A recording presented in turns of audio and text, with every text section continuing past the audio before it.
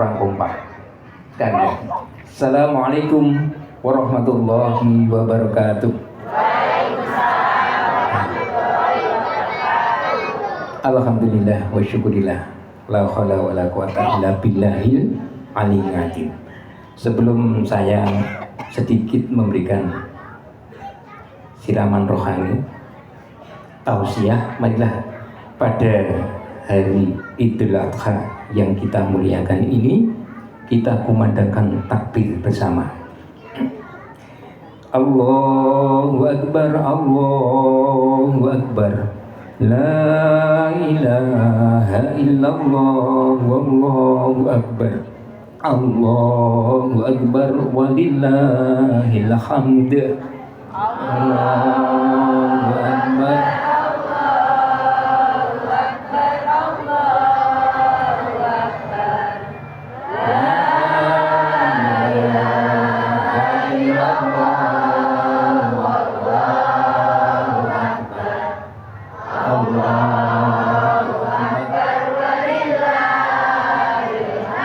Allahu Akbar, Allahu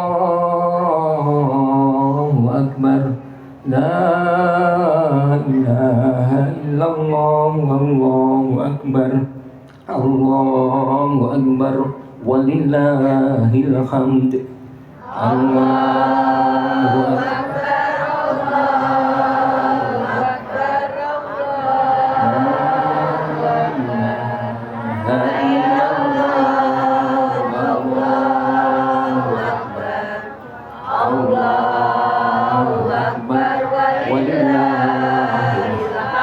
Allahu Akbar, Allahu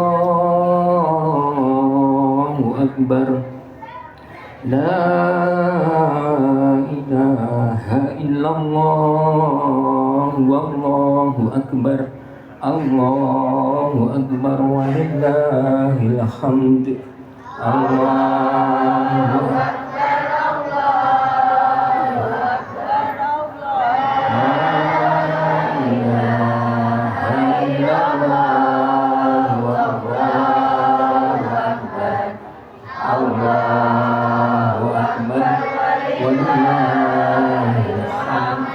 Alhamdulillah, kita mau maha besarkan Allah, mengagungkan Allah. Kalimat takbir ini insya Allah pendian sampur penso ya, sudah tahu ya sejarahnya. Jadi setelah Nabi Allah Ibrahim menyembelih Ismail, kemudian diganti dengan hewan kibas yang sangat besar, maka malaikat melafalkan Allahu Akbar, Allahu Akbar. Disambung oleh Nabi Ibrahim, la ilaha illallah, wallahu akbar.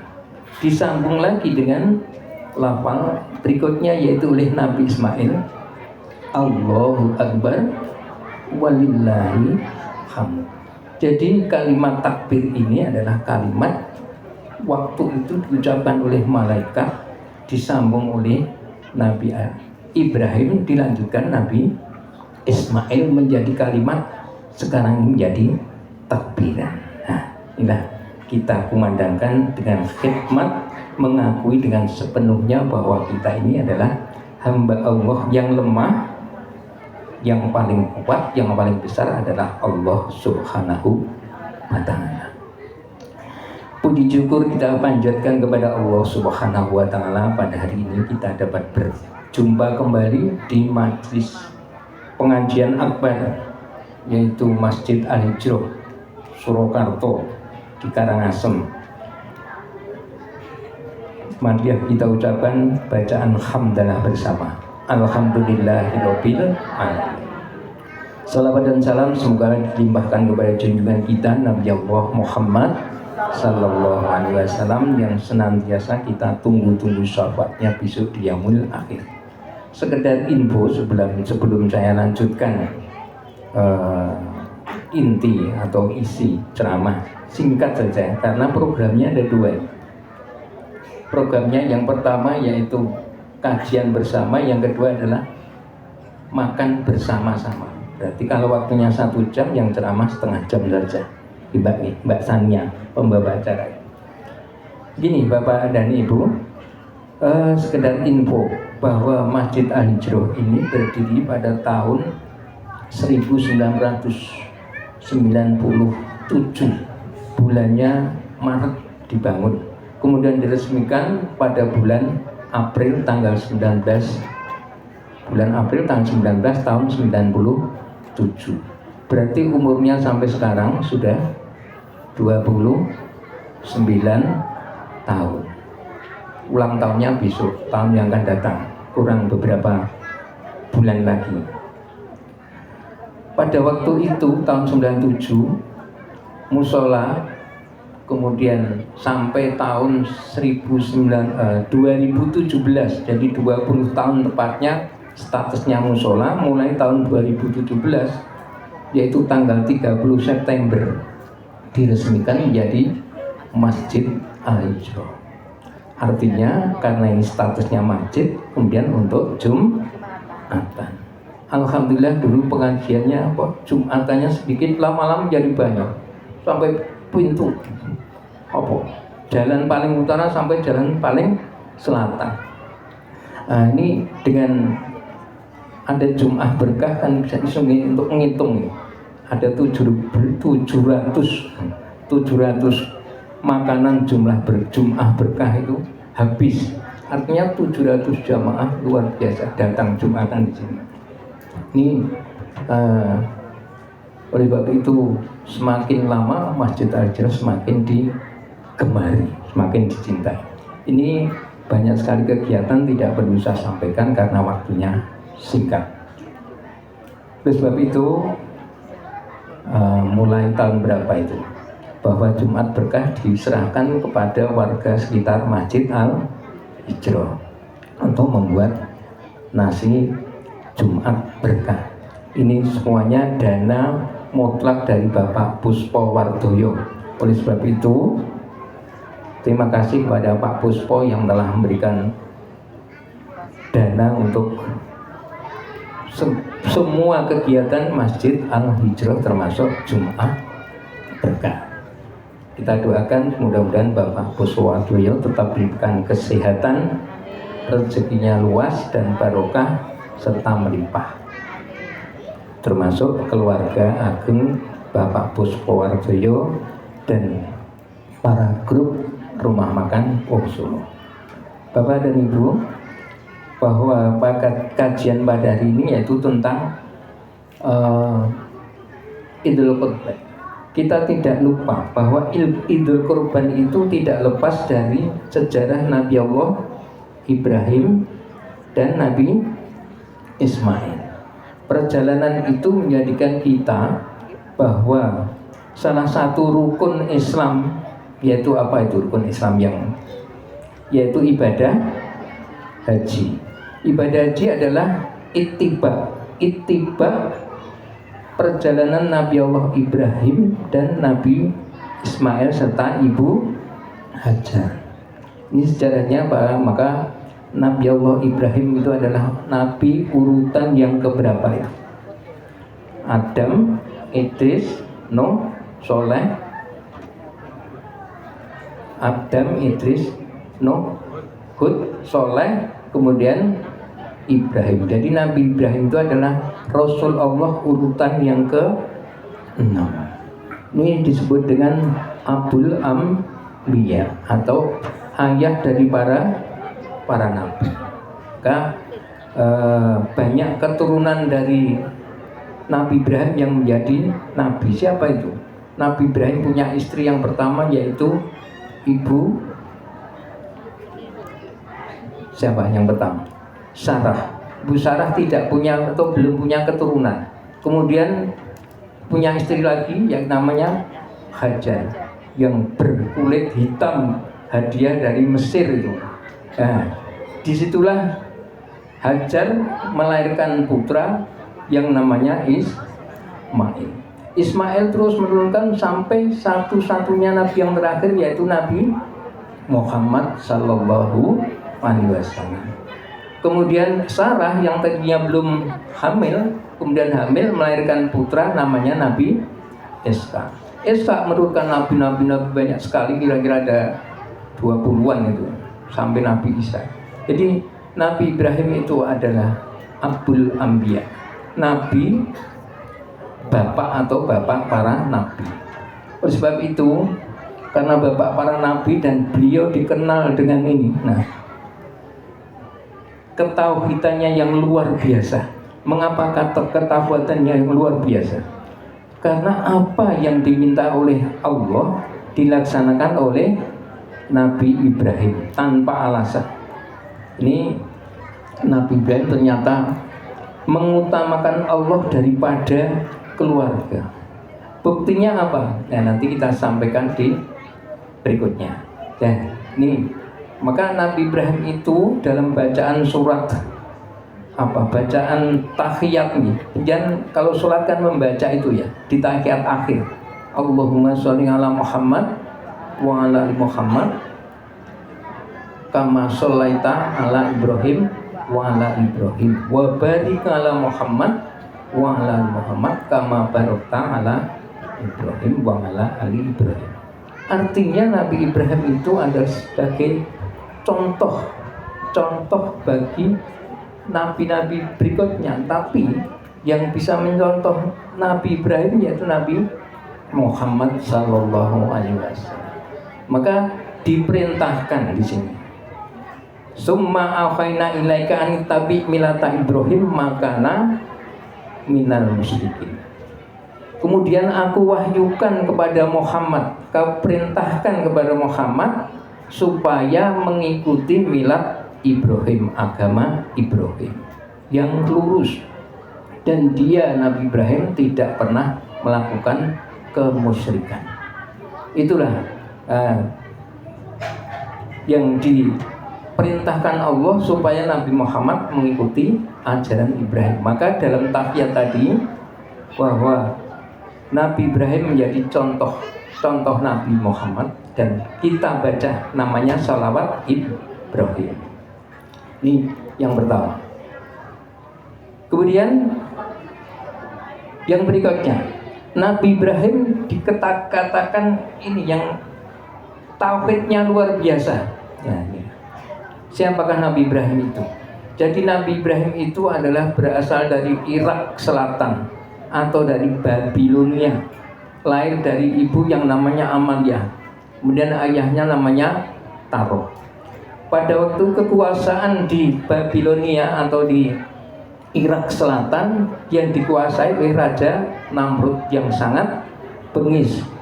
Dia Nabi Ibrahim itu lahirnya ternyata di dalam gua oleh ibunya, dibawa oleh ibu Amaliyah tadi. Mengapa? Karena Raja Namrud mempunyai atau bermimpi besok di Babilonia ini akan ada manusia yang menghancurkan kekuasaannya. Karena Raja Namrud itu penyembah berhala. Oleh sebab itu perintah Raja Namrud, siapa yang lahir bayi di daerah Babilonia harus dibunuh laki-laki. Maka ibunya yang namanya Ibu Banun atau Amalia itu membawa putranya ke dalam gua. Akhirnya Ibrahim yang masih kecil lahirnya di dalam gua sampai remaja. Oleh sebab itu sangat hebat lahirnya di dalam gua karena takut dengan ancaman Raja Namrud tadi.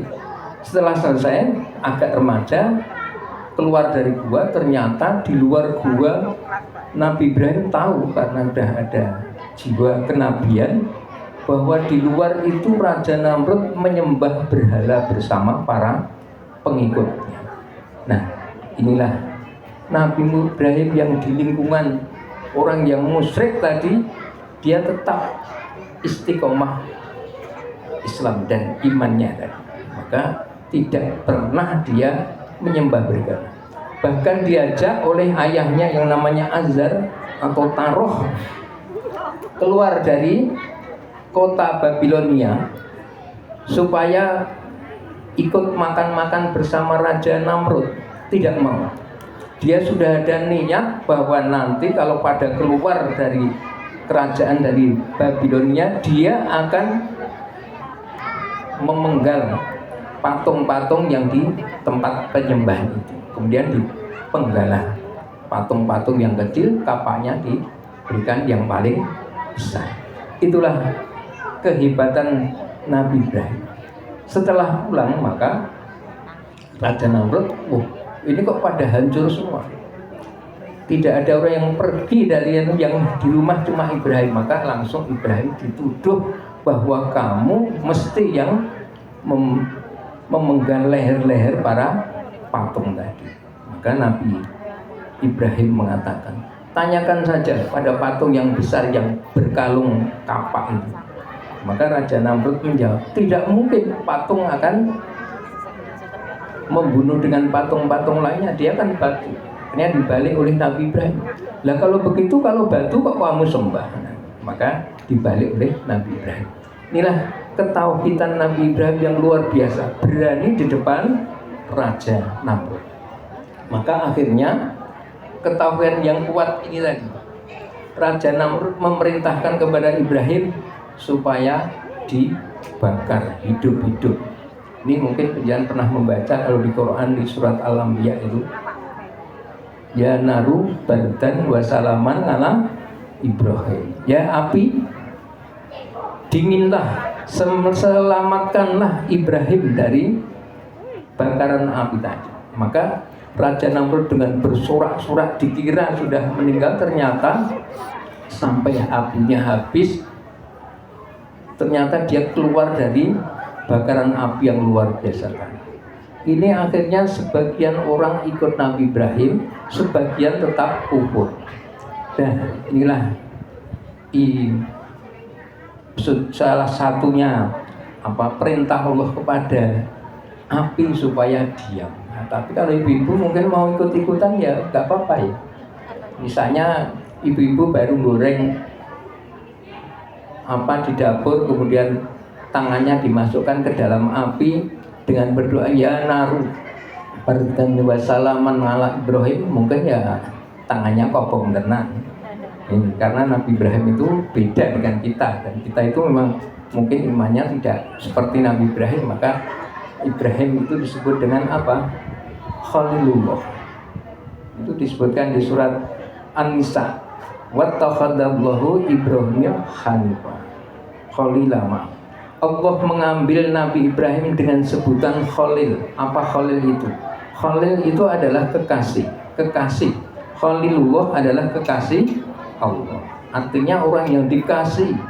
Mengapa ya? Karena itu tadi ketahuan, mengutamakan Allah daripada keluarga.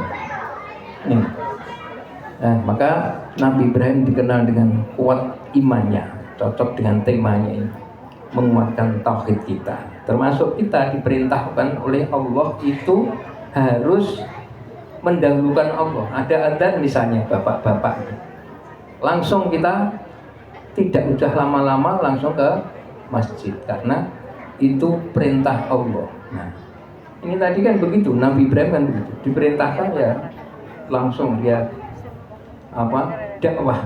Kita tidak, kadang-kadang ada adzan tidak segera ke masjid, jadi masih menunda-nunda. Apalagi pas nonton bal-balan kok badminton tinggal beberapa menit saja, wah iman pada masjidnya wis komat. Maka harus segera ditinggalkan sebenarnya. Tapi kadang-kadang ya bapak-bapak ini susah berantam. Badminton, voli yang di Moji itu ya, voli, dan ada sepak bola. Dan ini kita itu kalah dengan godaan dunia. Baik yang laki-laki atau perempuan segeralah ke masjid. Kalau ada panggilan adzan, mengikuti jejak Nabi Allah Ibrahim alaihi salam tadi. Nah, Bapak dan Ibu, sebab itu marilah kita contoh perjuangan Nabi Ibrahim. Yang berikutnya apalagi? Yaitu kedermawanan Nabi Ibrahim. Yang disebutkan di situ yaitu kesalehan sosial. Nabi Ibrahim itu salah satu nabi yang senang nyuguhi orang yang waktu makan. Jadi kalau waktu makan tidak segera makan, tapi menunggu orang-orang di sekitarnya. Kalau tidak, dia mencari, berjalan kira-kira 1 mil mencari orang supaya ikut makan di rumah. Maka kedermawanan, maka di sini disebutkan kesalehan sosial. Kalau kita rajin tahajud, rajin sholat, itu namanya kesalehan pribadi. Tapi kalau punya harta diberikan kepada orang lain untuk kebahagiaan orang lain, untuk mencukupi kebutuhan orang lain, itu yang namanya dengan kesalehan sosial. Di sini sudah ada contohnya, yaitu Pak Puspo Porto, luar biasa loh. Masjid berapa saja yang diberikan dana, itu kesalehan yang luar biasa. Artinya mengamalkan ajaran tidak hanya untuk pribadinya. Jadi di sini itu udah berapa juta kan Mas? Oh Mas Purada Eda. Untuk sedekah Jumat berkah aja kalau kita hitung sudah luar biasa. Seminggu, minggu berikutnya, padahal bertahun-tahun itu. Belum dana-dana yang lain. Itu namanya yang disebut dengan kesalehan sosialnya, itu yang perlu kita contoh. Tapi kalau kita tidak punya uang, ya tidak harus memberikan dengan dana yang begitu. Karena kita mampunya ya memberi tolong, ya memberi nasihat, membantu kalau ada yang kesulitan. Itu namanya kesalehan sosial semampu kita. Sebab itu Nabi Ibrahim juga begitu, senang nyuguhi orang. Bahkan saking sosialnya pernah diuji oleh malaikat Jibril. Pernah mendatangi Nabi Ibrahim, tapi dalam bentuk manusia biasa. Ya Ibrahim, aku minta hewanmu yang sangat banyak. Luar biasa, Nabi Ibrahim itu kalau punya hewan yang luar biasa. Silahkan, asal ada syarat. Kamu harus mengagungkan asma Allah. Jadi hanya itu aja. Biar malaikat Jibril mengatakan subuhun kudus Rabbuna wa Rabbul malaikati wal. Oh ya boleh, silakan diambil sepertiga. Minta lagi boleh. Ucapkanlah lagi. Subuhun kudus Rabbuna wa Rabbul malaikati wal. Diberikan lagi. Hanya mengucapkan begitu, Nabi Allah Ibrahim itu percaya bahwa orang ini adalah orang yang taat. Berikan hadiahnya. Sapinya, hewannya diberikan. Begitulah kesalehan yang luar biasa Nabi Ibrahim. Kita tidak bisa menandinginya. Ini saya hitung, kalau Nabi Ibrahim itu korban itu kambingnya 1.000. 1.000 ping 2 juta itu udah berapa? 2 miliar kalau nggak salah. Itu naik sekambingnya 2 jutaan, 2 miliar. Kemudian sapinya 300. Sapi sekarang kita selawi juta. Selawi juta ping 300, kira-kira 7,5 miliar. Kemudian untanya 100 ping 50 juta. Berarti wis 5 miliar. 5 miliar tambah 7,5 miliar tambah tadi 2 miliar. Berarti korbannya sudah sekitar 12 miliar. Nah kalau kita kan sapinya urunan, sapi 1 urunan orang 7. Nah ini Nabi Ibrahim perlu dicontoh. Ini sudah dicontoh Pak Puspo. Oleh karena itu luar biasa. Mudah-mudahan kita bisa mencontoh nanti kalau ada kelebihan harta. Ini Nabi Ibrahim disebut dengan Khalilullah, kekasih Allah. Apa kekasih Allah? Kasih itu orang yang diutamakan daripada yang bukan kekasih. Ya. Kalau ada kalimat almar'u min dini khalilihi, seseorang itu tergantung dari agama teman dekatnya. Mempengaruhi. Maka wal yandur, nah, lihatlah ahadukum manil khalil. Jadi lihatlah apa seseorang itu dari agamanya, temannya tadi. Nah, minan khalili. Artinya khalil itu adalah orang yang sangat berpengaruh. Jadi kalau kita punya anak, harus tahu anaknya dekat dengan siapa. Dengan temannya yang kurang baik, nah, khalil. Jadi teman dekat itu berpengaruh pada seseorang. Jadi Nabi Ibrahim itu termasuk khalil. Khalil itu kekasih Allah. Jadi kan apa yang diperintahkan oleh Allah maka diberikan. Bahkan sebelum punya anak, Nabi Ibrahim pernah berkata, karena para malaikat itu heran luar biasa kalau memberikan dana, memberikan bantuan. Ya Ibrahim, mengapa kamu begitu hebatnya memberikan harta pada orang lain? Karena harta milikku itu harta miliknya Allah, bukan saya. Saya hanya memberikan, menyalurkan. Maka Nabi Ibrahim kemudian berkata, andaikan aku punya anak, suruh Allah menyembelih anak saya, maka akan saya sembelih. Saking begitu.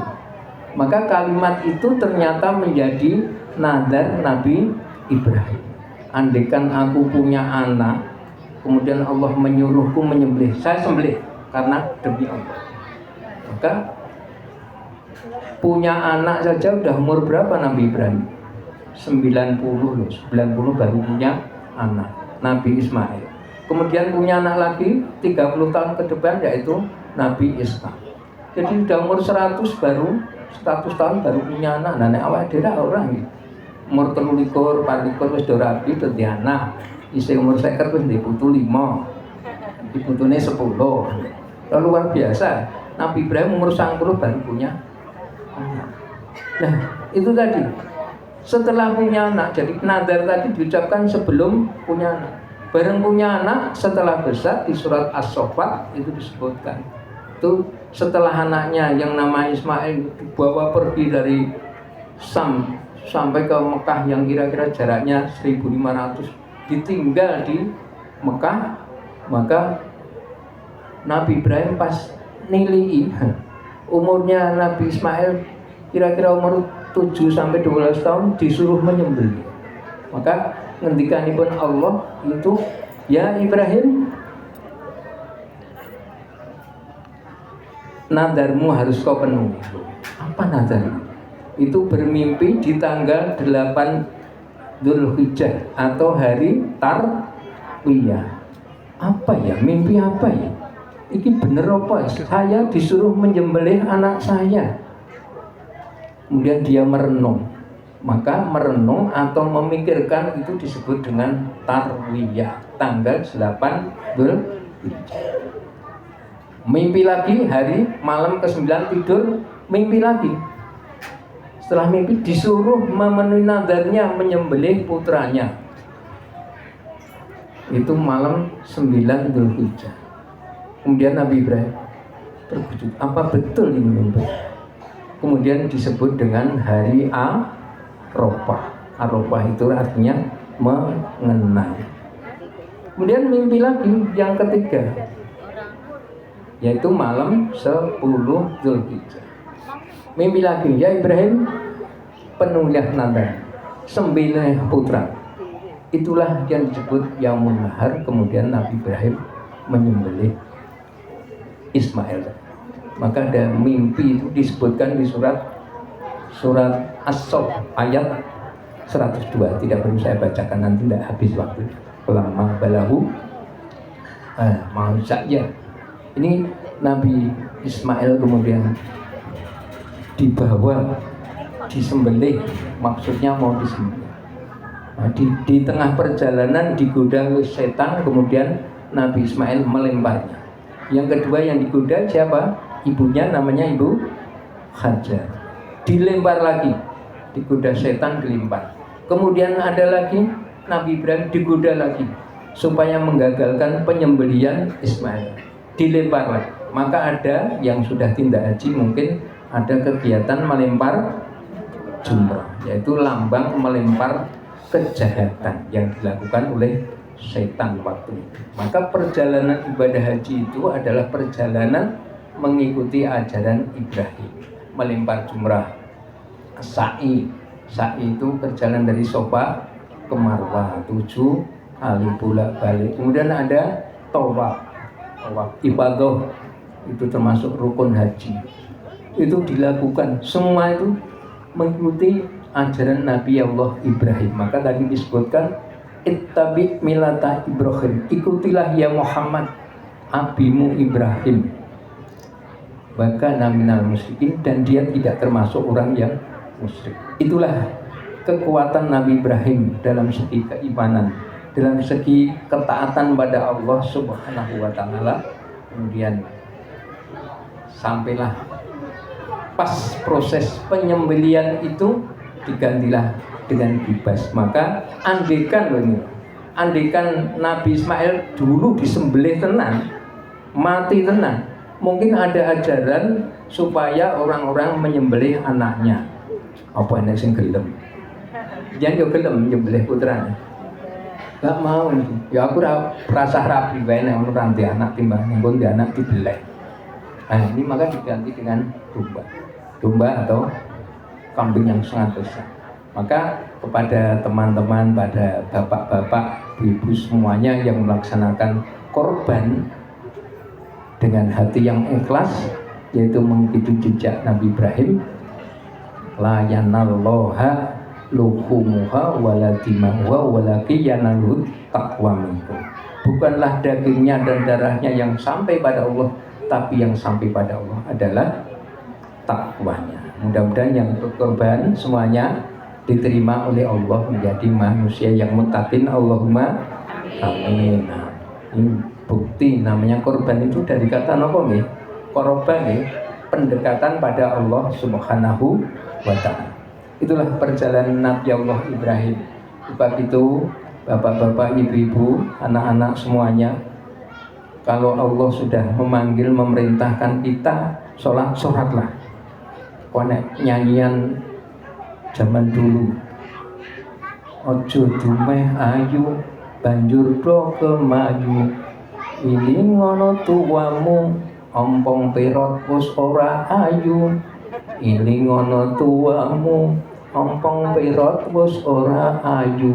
Wis ya ayu kabeh, bareng wis tua ya kisut kabeh, ipine mlotrok kabeh kaya wong dodol buah ning pasar kok.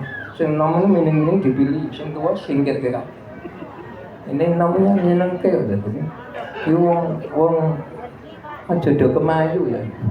Ha, iling ngono, sok nek tuwa ompong perot wis ora. Nek sing sugih ya ngono. Aja dumeh sugih banjur do sumugi. Bondomu mung nyilih yen wektune kowe mulih. Bondomu mung nyilih yen wektune kowe mulih. Jadi kita diberi kekayaan oleh Allah, hidup ini cuma dititipi. Bondo sampiran nyawa gaduhan. Kan itu ya. Nah, ojo do sombong. Maka bersyukurlah pada Allah dengan meningkatkan kualitas ibadah kita. Kualitas iman.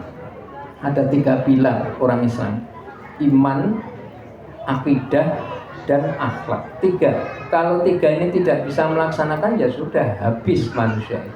Maka harus sergap ngaji. Iman itu dasar, termasuk tauhid tadi. Kemudian ibadah, yang ketiga adalah akhlak. Ini harus dipegang teguh oleh orang Islam. Harus melaksanakan dengan sungguh-sungguh. Ini ibadah, jangan jatuh tauhid. Nah, ya. Akidah itu yaitu keyakinan pada Allah, kepada kitab Allah, kepada nabi, malaikat dari akhir dan qadar. Itu harus kuat. Maka Nabi Muhammad itu di Mekah 13 tahun, yaitu mengokohkan imannya, tauhidnya. Tapi di Madinah 11 tahun atau 10 tahun dia mengajarkan yang banyak adalah masalah ibadah. Yang kedua ibadah, tauhidnya kuat atau imannya kuat, 3 pilar. Yang kedua ibadahnya rajin. Yang ketiga akhlaknya baik. Akhlak soleh sosial, soleh pribadi. Innama bu'istu liutammima makarimal akhlak. Aku Rasul Muhammad diutus oleh Allah supaya menyempurnakan akhlak manusia. Ini marilah kita sungguh-sungguh sebagai orang Islam, jangan hidup kita sia-sia, jangan muspro kira naik paidai, urip monggo pepak-pepak gitu. Urip itu harus ada nilainya. Apa nilainya? Ya itulah salah satunya adalah ibadah pada Allah, seperti Nabi Ibrahim. Kalau tidak pernah ibadah, ya wis ngeblok. Ya, maka ada hak Allah, hak yang membuat manusia kita ini supaya disembah, harus kita laksanakan. Nek nganti menungso kok ora salat ya banget. Gitu. Hak Allah itu harus dipenuhi. Yang kedua, hak sesama manusia, kerjasama dengan manusia harus, karena manusia hanya pada Allah tok tidak mungkin, harus ada kerjasama sama manusia.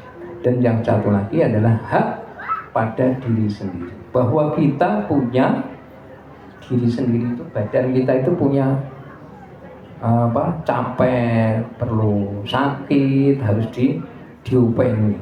Ya wae reket ya adus, atau adus. Nah ya adus sing surata enak nggih. Sampai dilunah nek sura. Jadi adusnya nek sura.